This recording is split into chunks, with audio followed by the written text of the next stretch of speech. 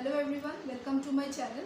Today we'll be continuing with the explanation of the National Income Unit. So our today's topic of discussion will be the types of circular flow.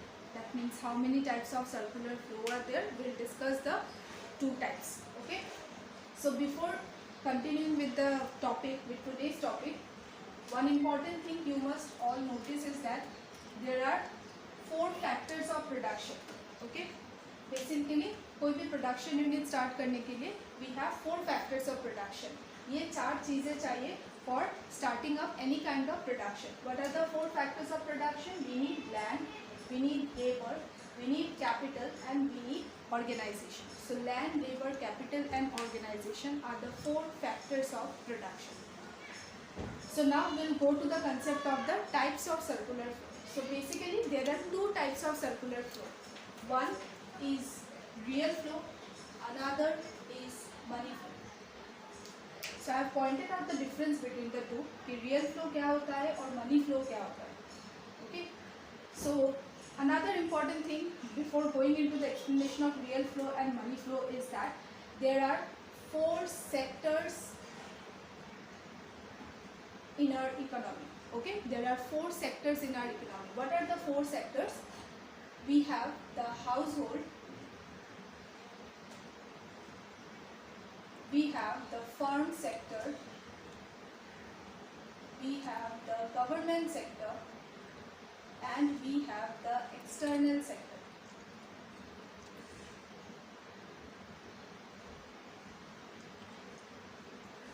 So there are 4 sectors in an economy. We have the household sector, we have the firm sector, we have the government sector and the external sector. But as per your syllabus, we will be considering only the first two. We will study the concept of real flow, money flow and the further concepts only on the basis of 2 sectors. Okay? We will consider only the households and firms.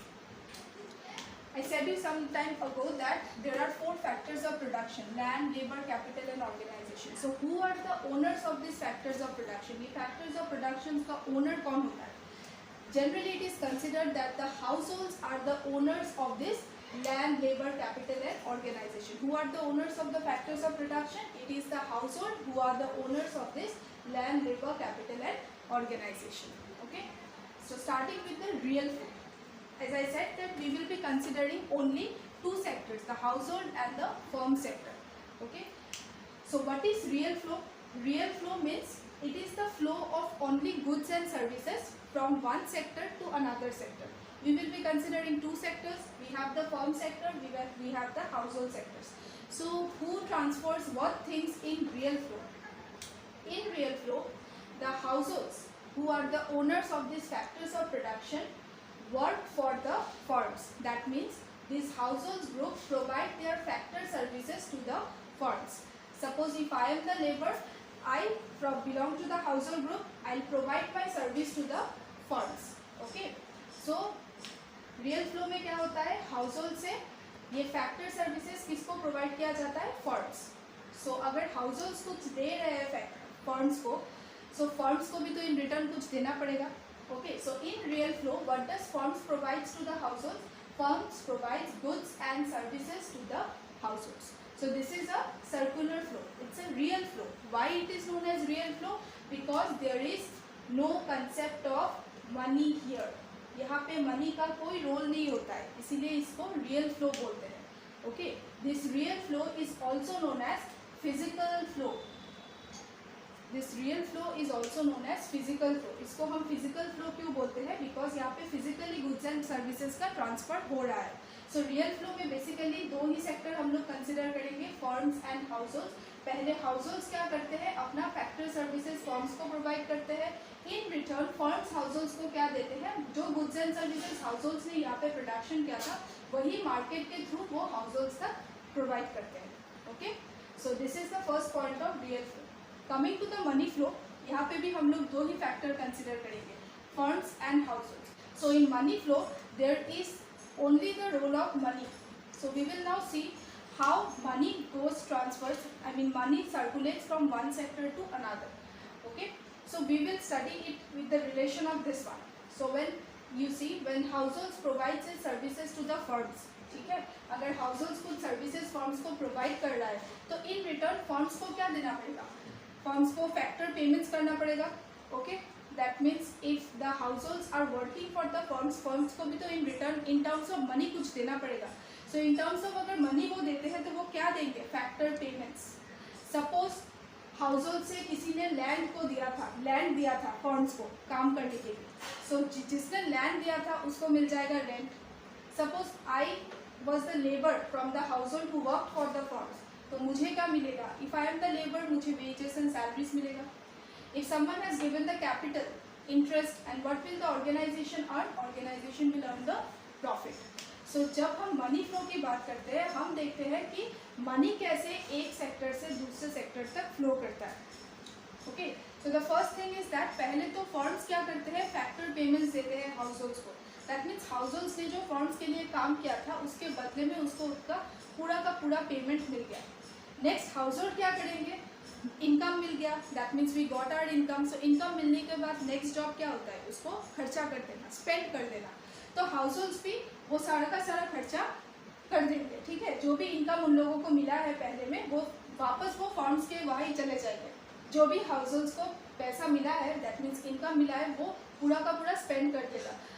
तो households कहाँ पे spend करेंगे, households जो है ना वो goods and services खरीदने में वो सारा का सारा इनकम कंजम्पशन एक्सपेंडिचर के थ्रू वापस से फर्म्स के ऊपर चले जाएंगे. दैट मीन्स मनी कैसे फ्लो होता है, पहले तो हाउसहोल्ड फर्म्स के लिए काम करता है तो इन रिटर्न फर्म्स इन लोगों को कुछ फैक्टर पेमेंट्स करता है. If you have work for someone you will get your income. So अगर तुमको इनकम मिल गया तो इनकम मिलने के बाद नेक्स्ट जॉब क्या होता है, नेक्स्ट जॉब यही होता है कि तुम उसको खर्चा कर दो. तो खर्चे को हम क्या बोलते हैं, कंजम्पशन एक्सपेंडिचर. ठीक है, तो हाउसहोल्ड फिर से क्या करते हैं, इनकम मिलने के बाद वो पूरा का पूरा इनकम जो होता है वो फर्म्स के सेक्टर में वापस चले जाते हैं in the form of consumption expenditure. तो दोनों का डिफरेंसेस बेसिकली क्या है, डिफरेंसेस यही है कि यहाँ पे मनी का कोई रोल नहीं है. यहाँ पे हम सिर्फ ये बोलते हैं कि हाउसहोल्ड ने फर्म्स के लिए काम किया तो फर्म्स ने इन लोगों को गुड्स एंड सर्विसेज दिया. डिफरेंस यही है मनी फ्लो में कि यहाँ पे सिर्फ मनी का ही बात होता है कि पहले फर्म्स ने हाउसहोल्ड्स को मनी दिया in the form of their incomes, जिसको भी जो इनकम मिलना था वो मिल गया. मिलने के बाद हाउसहोल्ड्स क्या करते हैं, उसको खर्चा कर देते हैं. तो वो पैसा कहाँ जाता है, पैसा फिर से हाउसहोल्ड से फर्म्स तक घूम के चला जाता है. Okay, so you have to notify this arrow marks. Okay, that firm से पैसा निकल के पहले हाउसहोल्ड के पास जाता है, हाउसहोल्ड से पैसा निकल के वापस फर्म्स के ऊपर चले जाते हैं. So this is the first difference between the two. Second difference मैंने बोला था, this is also known as physical flow. ठीक है, इसको हम रियल फ्लो को एक और टर्म्स में फिजिकल फ्लो बोलते हैं. कमिंग टू मनी फ्लो, इसको हम नॉमिनल फ्लो बोलते हैं. ओके, देन थर्ड पॉइंट क्या है, यहाँ पे exchange of goods and services होता है. There is only exchange of goods and services, there is no role of money here. But here exchange of money takes place. यहाँ पे goods and services का कोई बात नहीं हो रहा है, यहाँ पे वी ओनली एक्सचेंज मनी. ऐसे दिखाई दे रहा है यहाँ पे मनी फ्लो पे हम सिर्फ ये दिखाते हैं कि पैसा कैसे एक सेक्टर से दूसरे सेक्टर तक ट्रांसफर होता है और घूम के कैसे वापस फिर से वही सेक्टर पे आ जाता है. So here there is exchange of goods and services, but here there is exchange of money. Okay, so अगर यहाँ पे मनी का कोई रोल नहीं है, so we might face the problem of barter system. Barter system क्या है, barter system जो बहुत पहले था, इवोल्यूशन ऑफ मनी के पहले जो सिस्टम चलता था, गुड्स के against goods. If you give me apple I will give you banana. So ऐसा अगर जो ट्रांजैक्शंस होते थे उसको हम बार्टर सिस्टम बोलते थे. तो सिंस यहाँ पे कोई मनी का रोल नहीं है, ओके, सो यहाँ पे बार्टर सिस्टम का डिफिकल्टी दिखाई दे सकता है. But compare to that money flow में ऐसा कोई डिफिकल्टी होगा नहीं. No such difficulty, no such difficulty मतलब बार्टर सिस्टम की तरह यहाँ पे कोई डिफिकल्टी ऐसा होगा नहीं. क्यों नहीं होगा, बिकॉज बार्टर सिस्टम में मनी नहीं था तो प्रॉपर मेजरमेंट नहीं हो पाता था गुड्स एंड सर्विसेज का. तो इसीलिए प्रॉपर से कुछ प्रॉब्लम्स आते हैं बार्टर सिस्टम में. तो बार्टर सिस्टम में प्रॉब्लम था तभी तो मनी का इवोल्यूशन हुआ. तो सिंस मनी फ्लो में तो हम सिर्फ मनी की बात कर रहे हैं कि मनी कैसे एक सेक्टर से दूसरे सेक्टर तक जा रहे हैं. सो यहाँ पे बार्टर सिस्टम की तरह कोई प्रॉब्लम अराइज नहीं होगा. So this are the differences between real flow and money flow. तो यहाँ पे कंसेप्ट तो ऐसे भी आ सकता है कि व्हाट इज़ रियल फ्लो, इसके ऊपर लिखना आ सकता है. व्हाट इज़ मनी फ्लो ये भी आ सकता है. डिफरेंसेस आ सकता है, डायग्रामेटिकली एक्सप्लेन करना आ सकता है. क्वेश्चंस यहाँ पे किसी भी तरीके से आ सकता है. You can answer all of them. ये जो है एक बेसिक कंटेंट है, इसको आप थोड़ा सा मेमोराइज कर लेंगे तो like you will be prepared for your exam. So ये हो गया types of circular flow. So our next topic of discussion will be the circular flow of income in a two sector economy, जहाँ पे हम लोग देखेंगे कि firms and house holds में कैसे ट्रांसफर होता है। बेसिकली कंसेप्ट यहीं से उठ के जाएगा, दोनों को कंबाइन करके हम स्टडी करेंगे।